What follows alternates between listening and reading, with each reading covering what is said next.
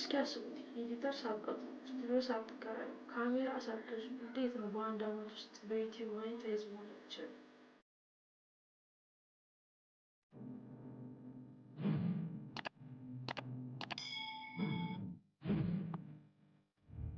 የሆነ እንደተባለው በአንድ አመት ውስጥ ሞኔታይዝ ደግሞ በጣም ከባድ ነው። ነገር ግን ተምኔታችን ላይ እና የምንለቀው ቪዲዮ ላይ በደንብ መስራት አለብን።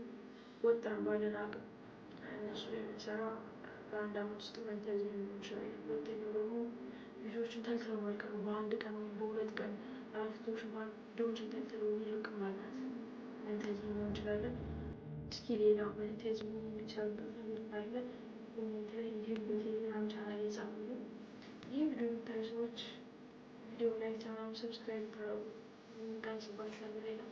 እኔ ግን አትክልት እና ሀሳብ አስተያየት ካላችሁ ኮሜንት ላይ አስቀምጡልኝ፣ እንተጋገዛለን። እናም ጀማሪ ዩቲዩበር ስለሆንኩ ቪዲዮ ላይክ ቻናሉን ሰብስክራይብ ማድረግ አትርሱ።